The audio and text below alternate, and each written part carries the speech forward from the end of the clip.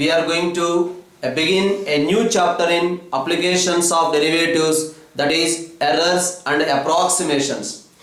So here in errors and approximations, the first idea is delta y. Delta y is the error in y or the approximate change in y. We can write in this way or we can write in this way also. Generally I am going to use this notation. Delta y is equals to the error in y or the approximate change in y. In the similar way, delta x is the error in x, or we can say the approximate change in x.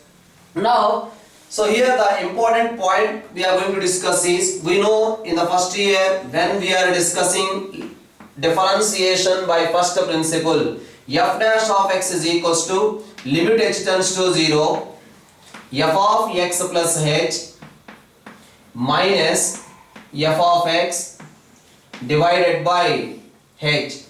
F dash of x is equal to limit h tends to 0. F dash of x value is equal to this one when h is tending to 0. If you remove this particular part, then what we can write? F dash of x is approximately equals to f of x plus h minus f of x divided by h. So that's what we can write. F dash of x into h is approximately equals to f of x plus h minus f of x. So that's what we can write like this. F of x plus h is equals to f of x plus h is approximately equals to f of x plus f dash of x into h. So the same h, if you replace with error in x, delta x, then what happens? F of x plus delta x. F of x plus delta x is approximately equals to f of x plus f dash of x into delta x. Right? So that we can write again as f of x plus delta x minus f of x is approximately equals to f dash of x into delta x. This is nothing but the error in y, the approximate change in y. We can write that one as delta y. Delta y is approximately equals to f dash of x into delta x. That is the approximate change in y. F of x plus delta x minus f of x, that is delta y, is nothing but f dash of x into delta x. In the entire errors and approximations, mainly we are going to use this particular idea. F of x plus delta x is approximately equals to f of x plus f dash of x into delta x. That's what delta y is approximately equals to f dash of x into delta x. The same idea we can discuss in another way also, because almost all of you are familiar with the Taylor's expansion, which we discussed in the earlier classes. Taylor's expansion. So what is the Taylor's expansion? This is the Taylor's expansion. F of x plus h is equals to f of x plus h by 1 factorial into f dash of x plus h square divided by 2 factorial into f double dash of x plus and so on. That is the Taylor's expansion. But when h is so small, h square and higher powers can be neglected. So that's why with the help of this, what happens? F of x plus h is approximately equals to f of x plus h into f dash of x. Right? From Taylor's expansion, the same discussion. Now here in place of h we can write delta x. So we can write f of x plus delta x is approximately equals to f of x plus f dash of x into delta x. That is the formula which we discussed in the earlier class also, right? F of x plus delta x is approximately equals to f of x plus f dash of x into delta x. So here the other point also we are going to discuss differential in y. This is the delta y, approximate change in y. Differential in y, dy is equals to f dash of x into delta x. This is the differential in y, but whereas this one is approximate change in y. Dy and delta y both are approximately equal. Okay, so dy is equals to f dash of x into delta x, that is the differential in y, whereas delta y is approximately equals to f dash of x into delta x. That's why we can write delta y is not exactly equals to dy.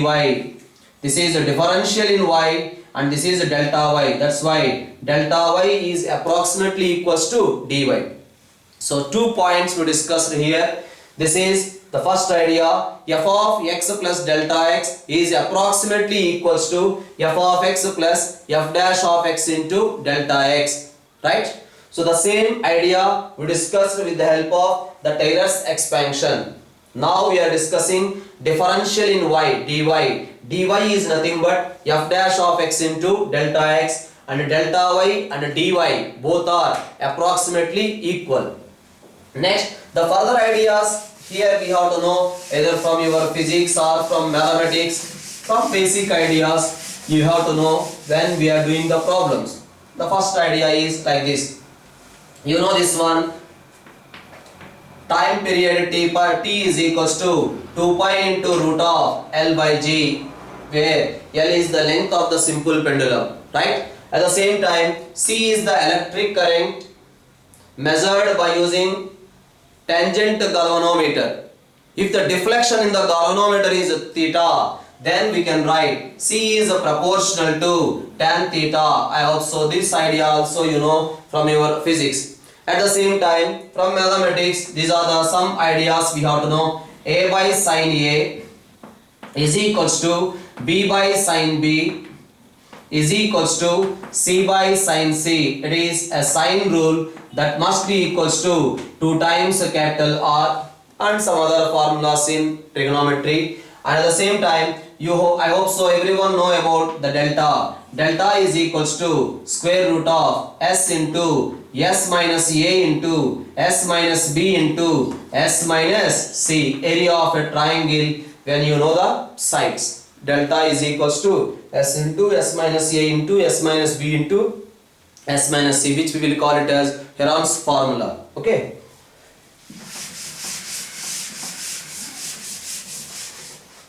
And next, the relative error in y. Delta y by y is called relative error in y. Delta y by y is called the relative error in y. At the same time, delta y divided by y into 100 is called the percentage error in y. This is a relative error in y and this is the percentage error in y. So these are the few ideas, few concepts involved in these errors and approximations, right? Based on these ideas, just I am going to discuss few problems from errors and approximations. Note down the first question. The first question is asking like this: find the approximate value of square root of 25.3. Find the approximate value of square root of 25.3. Whenever he is asking to find the approximate value, first of all, for finding the approximations, we know this information. What is that? F of x plus delta x is approximately equals to f of x plus f dash of x into delta x. This is the information what we know. In this information, what is f of x? What is f of x? Yes, if you know f of x, we can find out f dash of x. And what is x value? What is delta x value? What is the value of x and what is the value of delta x? That information you have to know. Whenever the problem is given, the first information you have to catch is what is the function, what is f of x. In this particular case, we have to take the function as f of x is equal to square root of x. The function is f of x is equal to square root of x. And next, we have to know what is the value of x. X value we have to find out. Tell me here the nearest value for this. The nearest value for this which is having a square root. The nearest value for this which is having a square root is 25. And that part is nothing but delta x. The delta x is equals to 0.3. Right? So whenever the problem is given, these are the three steps involved. What is the function? What is the x value? Next, delta x value. Right? So now you can observe here we got f of x. You know the differentiation also. We know the delta x. Right? So that's why we are writing square root of 25.3. Square root of 25.3 is equals to f of 25.3.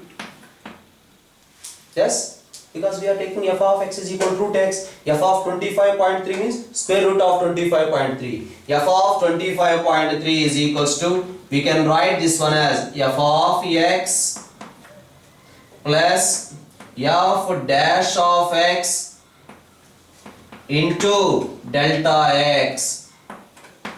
Agree or not? F of x plus f dash of x into delta x. Now f of x is equal to square root of 25. I hope so everyone know the differentiation of this one. Its differentiation f dash of x. F dash of x is equals to 1 by 2 into square root of x into 0.3. Now we can write this one as 5 plus 0.3 divided by 10, that we can write it as 5.03. That is the approximate value of square root of 25.3. Right? So square root of 25.3, this is the first step. F of x identification. Next x value. Next delta x value. Suppose you see another problem is given like this.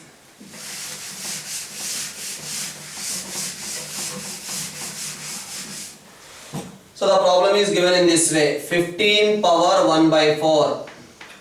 Find the approximate value of 15 power 1 by 4. Tell me what is f of x? What is the function here? Immediate we have to identify the function as x power 1 by 4. F of x is equal to x power 1 by 4. Next, what is the nearest number for this? Nearest number for this which is having a fourth root. Nearest number for this which is having a fourth root is 16, which we can write it as 2 power 4. Now what about delta x? Come on, delta x. Delta x is equals to minus 1. If you from 16, if you subtract 1, you will get this 15. That's why delta x is equals to minus 1. Suppose their problem is given like this. Sine 46 degrees is asking to find. Suppose in the problem is asking to find sine 46 degrees. How to find out sine 46 degrees? The first identification is you have to find out f of x. F of x is equals to what we have to consider? Sin x. Next, nearest angle for this, which you know the value. X is equals to 45 degrees. Next, what about delta x? Delta x is equals to 1 degree. Right? Suppose the question is given like this. 82 whole to the power of 1 by 4. He is asking find the approximate value of this. 82 whole to the power of 1 by 4. How to find out? Yes. What is the function? F of x is equal to x power 1 by 4. Next, tell me the nearest number for this which is having a fourth root. The nearest number for this which is having a fourth root. Yes, 81. Nearest number is 81 which is having a fourth root. That's why delta x is equals to, for this we have to add 1 to get 82. That's why delta x is equals to 1. So that is the way to approach the particular problems. Okay, this is the question now we are finding.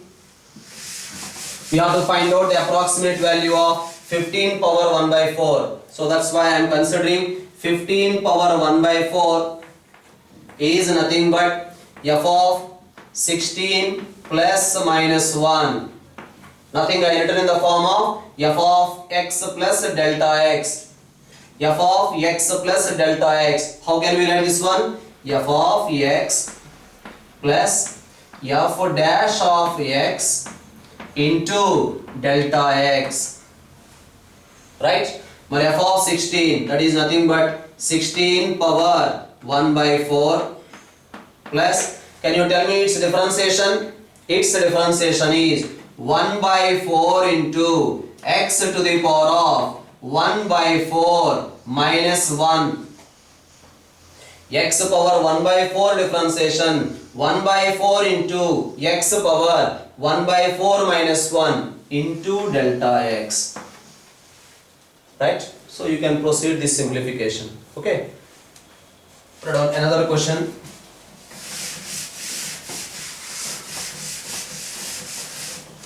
So another question is given like this. He is asking the value of 3.968 whole to the power of 3 by 2. He is asking to find the value of 3.968 whole to the power of 3 by 2. Come on, tell me what is f of x? Come on, what is f of x? F of x is equal to x power 3 by 2. What is the nearest number for this which is having a square root? The nearest number for this which is having a square root 4. That's why we have to take x is equals to 4 and delta x is equals to minus 0.032. So that is f of x, x value, delta x value. Now we can do the problem. 3.968 whole to the power of 3 by 2 is equals to f of x plus delta x.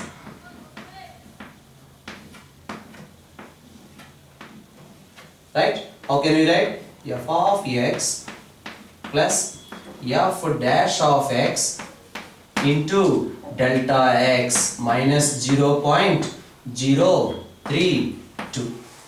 So now f of x, that is nothing but 4 to the power of 3 by 2.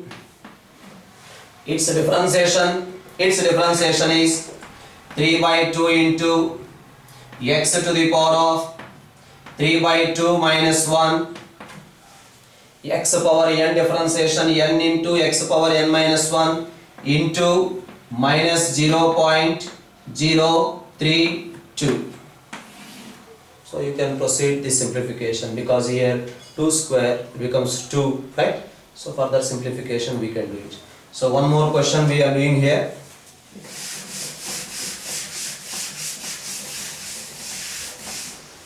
He is asking to find the value of cos 61 degrees. He is asking to find the value of cos 61 degrees and the information given as 1 degree is equals to 0.017. Cos 61 degrees information is given as 1 degree is equal to 0.017. So now what is f of x? Yes, f of x is equals to cos x. What is x value? X is equal to 60 degrees and delta x is equals to 1 degree. 1 degree is equal to 0.017 radian given. Now we have to find out cos 61 degrees. Cos 61 degrees is equal to f of 60 plus 1. We can write that one as f of 60 degrees plus f dash of 60 degrees into delta x. Cos 60, right, plus you know the differentiation of cos x. Cos x differentiation is minus sin x. Cos x differentiation is minus sin x into 1 degree is equals to 0.017. That's all. That's simplification. Cos 60 degrees is equals to 1 by 2 and you can proceed. Okay. Next, the information is given like this. He is asking to find logarithm of 4.01 and given that log 4 value is equals to 1.3868. He is asking to find the value of log 4.01 when log 4 value is given as 1.3868. Right. So what we have to take the function f of x is equals to log x. What is x? X value is equals to 4 and delta x is equals to 0.01. That is the information. Now we have to find out logarithm of 4.01. That is nothing but f of x plus delta x. Now we can write as f of x plus f dash of x into delta x. Now f of 4 is equals to log 4. F dash of 4 means 1 by 4 because log x differentiation 1 by x. In place of x I written 4 into 0.01. Log 4 value given 1.3868 plus 0.01 divided by 4. This part you can simplify and we can add to that.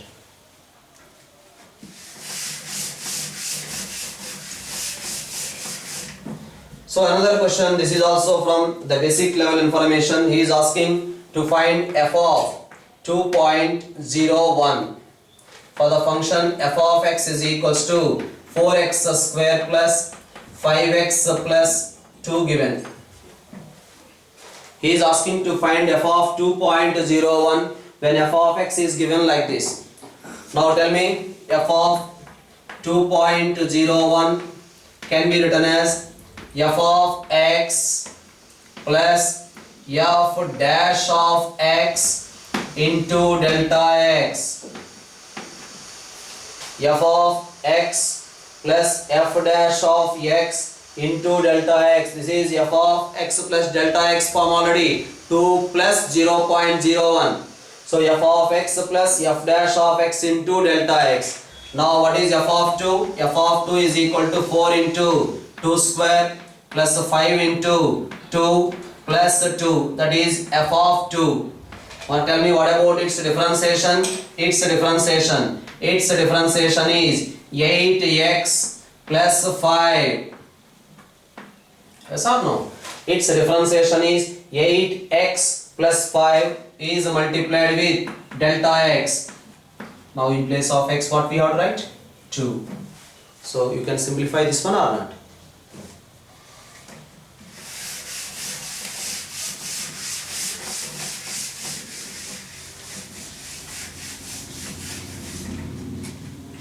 So write down another question.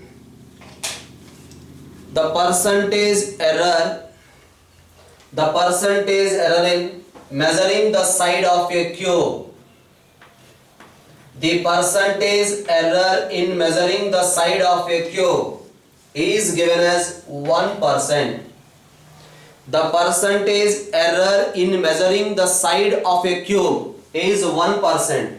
Then he is asking what is the approximate change in volume. What is the approximate change in volume? That is the question. If the percentage error in measuring the side of a cube is 1, then what is the approximate change in volume? First of all, tell me what is the volume of a cube? Volume of a cube is equals to x cube. Now we have to differentiate this one. Delta V is equals to x cube differentiation 3x square into delta x. But in the question he has not given delta x value. They are given delta x by x into 100 given. That's why what I am doing, observe here. This can be written as 3x square, not 3x square, 3x cube into delta x divided by x. Agree or not? Multiplied with x, divided with x. Next, multiplied with 100, divided with 100. Now you know this value. That value is equals to 1 given. Percentage error in x given as 1. So that's why we are getting the approximate change in volume is equal to 0.03 into x cube. Right? Next question. So next question is like this. In measuring the radius of the sphere,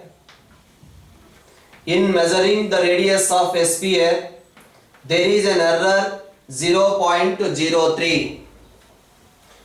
In measuring the radius of a sphere, there is an error delta r is equal to 0.03. When r is equals to 9 meters given, radius of the sphere is given as 9 meters. Then he is asking what is the approximate change in the surface area. He is asking what is the approximate change in surface area. What is the surface area of a sphere? He is mentioning about sphere. What is the surface area of a sphere? Sphere surface area is equals to 4 pi r square.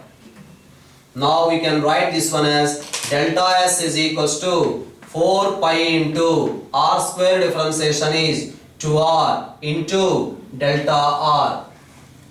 Now you know the value of r, so that is equals to 4 pi into 2 into r value is equals to 9, delta r is equals to 0.03, right?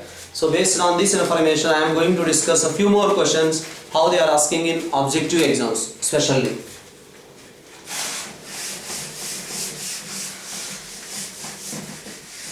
So I'll discuss that question how to do in the board exam. The same question how to approach in the objective exam also I'll discuss. So note down. The question is given like this.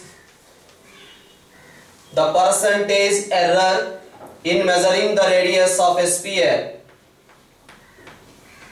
The percentage error in measuring the radius of a sphere is 2. Then what is the percentage error in measuring its volume?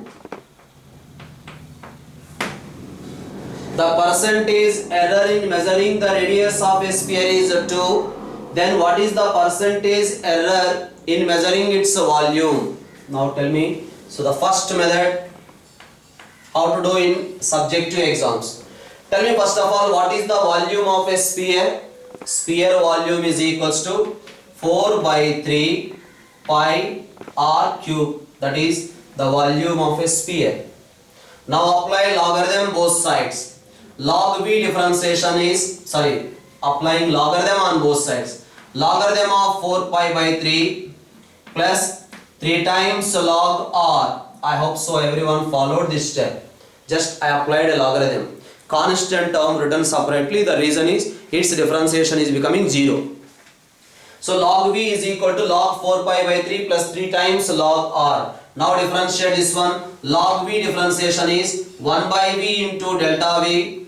Constant differentiation is 0 plus 3 into log r differentiation is delta r divided by r.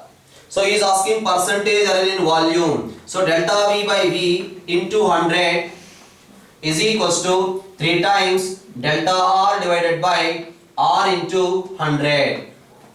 But in the question this is given as 2. That's why you will get 6%. The percentage error in volume is 6. Okay. So the same question we can do it in another way. The second method I am discussing. Yes, this second method also you can follow in subjective exams, in board exams. You see v is equals to 4 by 3 pi r cube. V is equal to 4 by 3 pi r cube. What about its differentiation? Delta v is equals to 4 by 3 into pi into r cube, differentiation is 3r square into delta r. Right? R cube differentiation is 3r square into delta r. Now divide the entire equation with v, because we equate delta v by v into 100. So I am dividing with v. Delta v by v is equals to 4 by 3 pi into 3r square divided by v is nothing but 4 by 3 pi r cube into delta r. both sides divided with v. V is nothing but 4 by 3 pi r cube. Now what happens here? Delta v divided by v is equal to 4 pi by 3. 4 pi by 3 cancel. Yes, we are getting 3 into delta r divided by r naught. We got the relative error in volume. Now percentage error in volume is asking. That is delta v divided by v into 100 is equals to 3 times delta r divided by r into 100. So in the question this value is given as a 2. That's why we will get 6. That is the another way of proceeding the same question. But this particular question we can do in objective exams directly. He is asking the percentage error in volume. That means we have to find out delta v by v into 100. Delta v by v into 100. You see, radius power is how much? 3. So this is constant. Radius power how much? 3. That's why directly we can write the answer as 3 times delta r divided by r into 100. So this value is given as a 2. So this power we are multiplying with delta r by r into 100. Here power is 3, right?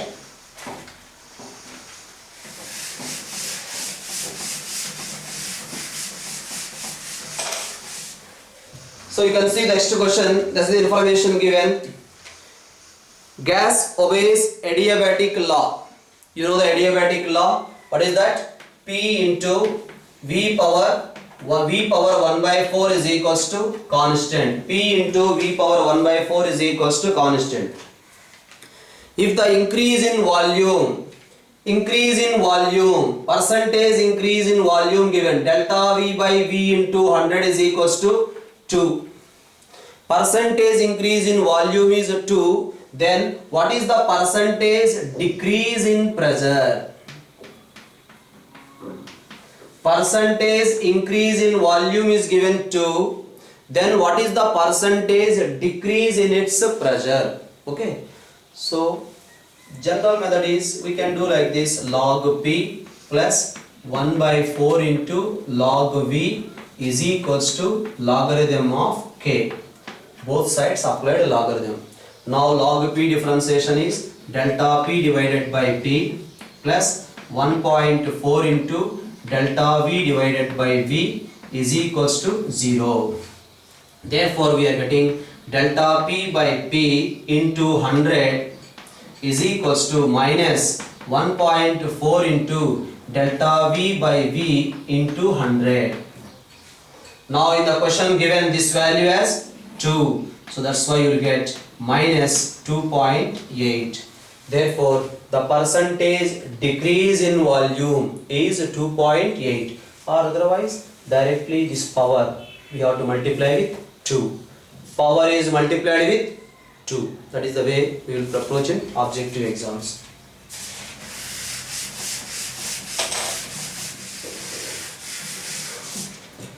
So next question is given like this. It's regarding cylinder. The percentage error in radius of a cylinder. The percentage error in radius of a cylinder is 2. And the percentage error in height, delta h by h into 100 is given as 3. Then he is asking what is the percentage error in its volume. What is the percentage error in its volume? And also he is asking what is the percentage error in its lateral surface area. He is asking percentage error in its volume, percentage error in its lateral surface area. What is the volume of a cone? Cylinder. Cylinder volume is equals to pi r square h. Right? So now differentiate, apply logarithm. Log v is equals to logarithm of pi plus 2 times log r plus log h. Now we can differentiate. Log v differentiation is 1 by v into delta v is equals to 2 by r into delta r plus 1 by h into delta h. Therefore we have to find out delta v by v into 100, that is equals to 2 into delta R divided by R into 100 plus delta H divided by H into 100.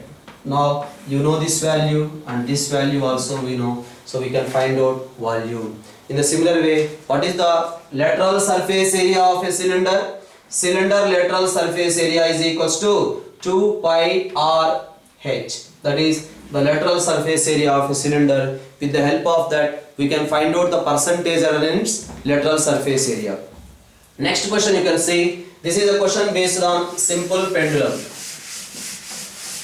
As we discussed in earlier, T is equals to 2 pi into root over L by G. Delta L by L into 100 is given as a 3%.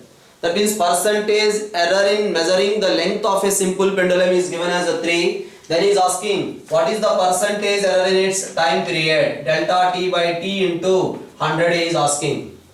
So what is the T value? T is equals to 2 pi into root over L by G. That is time period formula. Can anyone say what is the answer directly? What is delta T by T into 100? Directly delta T by T into 100. Delta T divided by T into 100. Directly we can write what is L power? The power of L is 1 by 2. That's why answer is 1 by 2 into 3. Right? So you can see the next question. Small a, capital A, small b, capital B are slightly varying.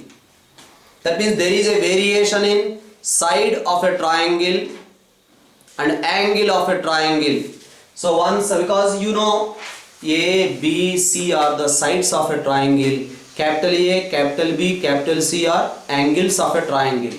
So that's why A, capital A, B, capital B, there is a slight variation is there, and a C comma capital C are fixed. That is the information given. Small a and capital A, small b and capital B are slightly varying, small c and capital C are fixed. Then he is asking to find delta A divided by cos A plus delta B divided by cos B. He is asking what about this value.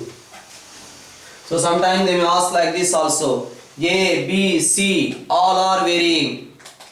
Small a, small b, small c, angle A, angle B, angle C all are varying. Then what is the value of delta A by cos A plus delta B by cos B plus delta C by cos C is equal to how much? Like that also they may ask the question. So whatever it may be, procedure is same. I hope so everyone know the sine rule. From sine rule we can take it as A is equals to 2R sine A. Here they have given the information. The triangle is inscribed in a fixed circle. The triangle is inscribed in a fixed circle. Whenever the triangle is inscribed in a fixed circle, radius becomes a constant or not? R is a constant. That's why A is equal to 2R sine A. B is equals to 2R sine B. Now tell me what is delta A? Delta A is equals to 2R into sine A, differentiation is cos A into delta A. Therefore we are getting delta A divided by cos A is equals to 2R into delta A. Similarly what happens here? Delta B is equals to 2R into sin B, differentiation is cos B into delta B. Therefore we will get delta B divided by cos B is equals to 2R into delta B. Now he is asking these two sum. So that's why delta A divided by cos A plus delta B divided by cos B we have to find out. So that is nothing but if you take 2R common, if you are taking 2R common, what will you get? Delta A plus delta B. Now what about delta A plus delta B, sir? We know in a triangle A plus B plus C is equals to 180. Therefore I can write delta A plus delta B plus delta C is equals to 0. But what is delta C? Because angle C is a fixed constant, that's why delta C value is also equal to 0. Therefore you will get delta A plus delta B is equal to 0. That's why this value is equals to 2r into 0. We are getting the answer as 0. Right? Next. So you know about the focal length. So another question based on this particular focal length. So you know 2 by f is equals to 1 by u minus 1 by v. 2 by f is equals to 1 by u minus 1 by v. He is asking in measuring u and v. In measuring u and v, errors in measuring u and v same, that is given as alpha. In measuring u and v, they have the same errors, that is given as alpha. Then he is asking what is the relative error in measuring focal length. What is the relative error in measuring focal length? That is the question. We have to find out the relative error. What is relative error? Relative error is nothing but you have to find out delta f divided by f. Delta f divided by f we have to find out. Now differentiate this one. Minus 2 divided by 1 by f differentiation is minus 1 by f square into delta f is equals to minus 1 by u square into delta u plus 1 by v square into delta v. Delta u value, delta v value same given, that is given as alpha. Then what we can write this one as 1 by u plus 1 by v, 1 by u minus 1 by v into alpha, yes, is equals to delta f divided by f into 2 by f. Because he is asking relative error in f, that's why I am keeping delta f by f as it is. So now what is 2 by f? 2 by f we can write 1 by u minus 1 by v. So 2 by f, 1 by u minus 1 by v cancelled. Therefore we are getting relative error delta f by f is equals to alpha into 1 by u plus 1 by v. That's what we got. That is the relative error in focal length. So another question, this is, so the question is given like this.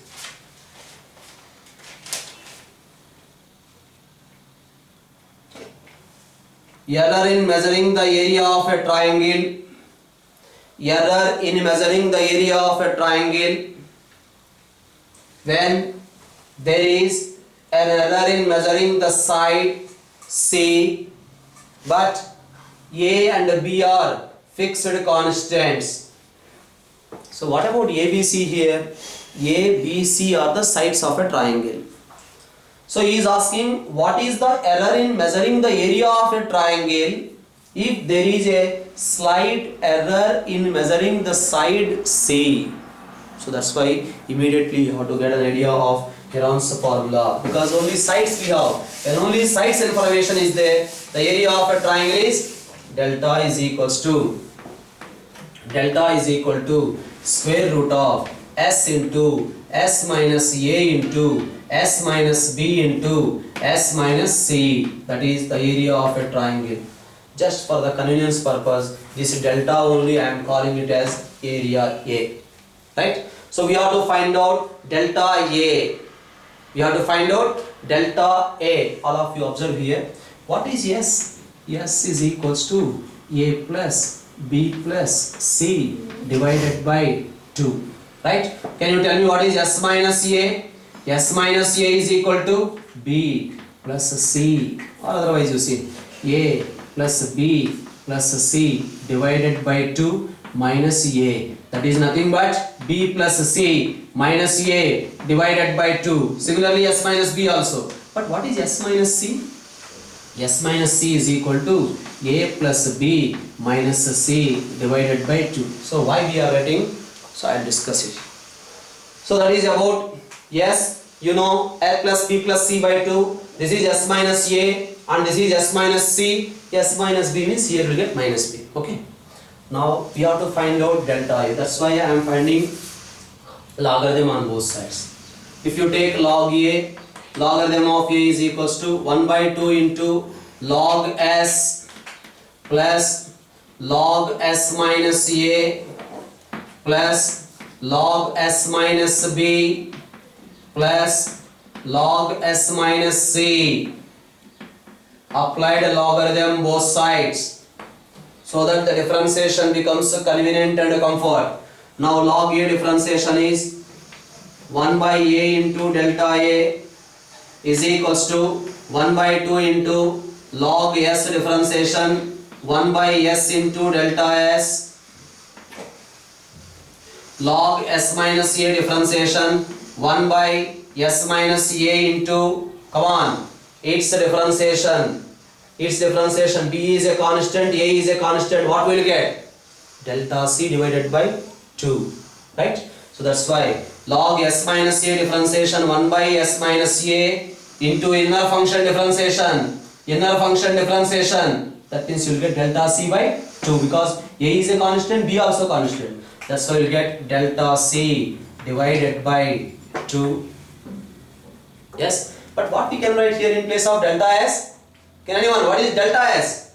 Delta s we can write it as same. Delta s is equals to delta c divided by 2 plus here log s minus b differentiation 1 by s minus b into 1 by s minus b. You will get b negative. That won't be effect for d. You will get delta c divided by 2.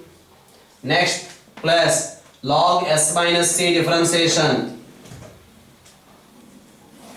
right, log s minus c differentiation 1 by s minus c into, this is s minus c, inner function, its differentiation, a constant, b constant, minus c by 2 differentiation, minus delta c divided by 2. That purpose only I have written these things. Inner function s minus c differentiation we have to do. A is a constant, b is a constant, c differentiation minus delta c divided by 2. So now the problem is over. So we can write the error in a. Delta a is equals to a by 4, that is nothing but capital delta, a by 4 into 1 by s plus 1 by s minus a plus 1 by s minus b plus 1 by s, minus 1 by s minus c into delta c. So here taken delta c by 2 common, that's why 1 by s plus 1 by s minus a plus 1 by s minus b minus 1 by s minus c. That is about the error in area of a triangle.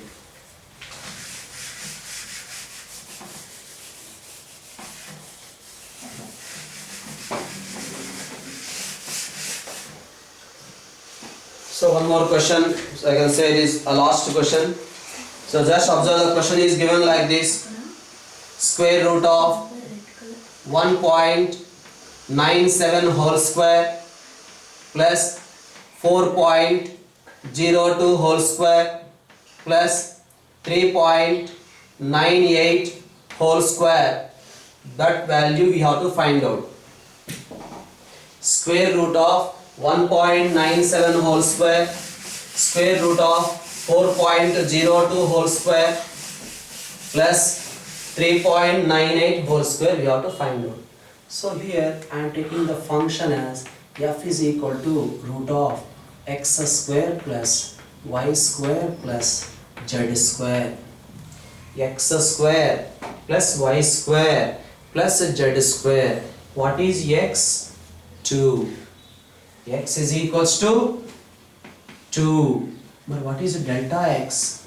delta x is equal to minus 0.03, right? Now what is y value? 4. Then what is delta y? Plus 0.02, right? Next, what is z value? 4. Z is equals to 4, but what is delta z? Delta z is equals to minus 0.02. There ends. Now differentiate this one. It is delta f. Delta f is equals to root x differentiation 1 by 2 root x square plus y square plus z square into its differentiation, inner function differentiation, 2x into delta x plus 2y into delta y plus 2z into delta z. Now you can proceed because you know x, y, z values, delta x, delta y, delta z values. Substitute here, we will get the answer. Okay.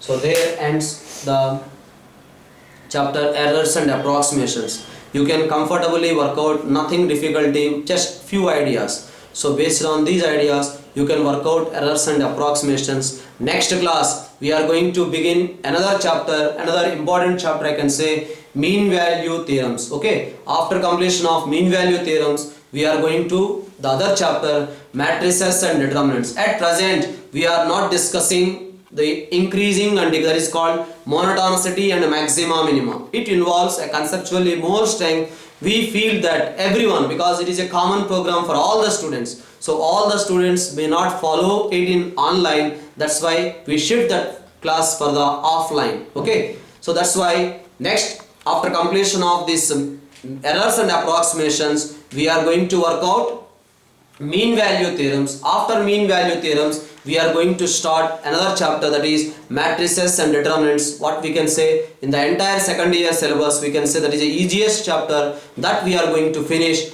I hope so. After that chapter, we can enter into the offline classes if everything went in a smooth manner. Right? Thank you very much.